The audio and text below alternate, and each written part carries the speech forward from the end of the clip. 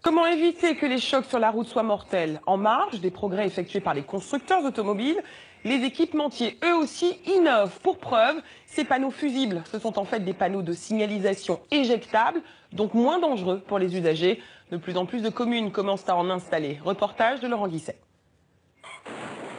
Chaque année, 180 personnes trouvent la mort en France lors d'un choc contre un obstacle fixe. Arbres, murs, panneaux de signalisation sont autant de dangers potentiellement mortels.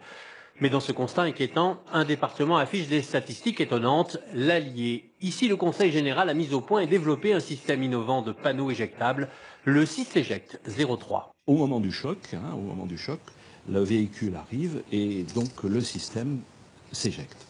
En 4 ans, on a installé ici 900 exemplaires et le système a prouvé son efficacité. Là où un panneau traditionnel aurait provoqué de lourds dégâts, le Syslégect, lui, a juste abîmé la carrosserie. On a eu 4 accidents et 4 accidents, il n'y a eu aucun blessé, même léger, ni même corporel. Et à chaque fois, les véhicules n'ont pas été impactés, ni l'habitacle, ni le pare-brise. Mais le système, totalement homologué, peine pourtant à se généraliser pour cause de tracasseries administratives aberrantes. Un poteau classique, n'importe quel gestionnaire de voirie peut l'installer sans autorisation.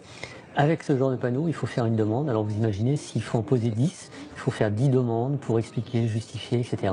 Donc c'est un frein administratif terrible. Et pourtant, le panneau éjectable est moins cher au final, car il n'a plus besoin d'être protégé par une glissière. Exemple sur ce site, près de Moulins, où 4 exemplaires sont alignés. On a fait une économie de 150 mètres de glissière environ.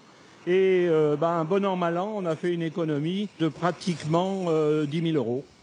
Autant d'arguments qui devraient faire de 2014 l'année du développement de ce produit 100% français, sauf si l'administration en décide autrement.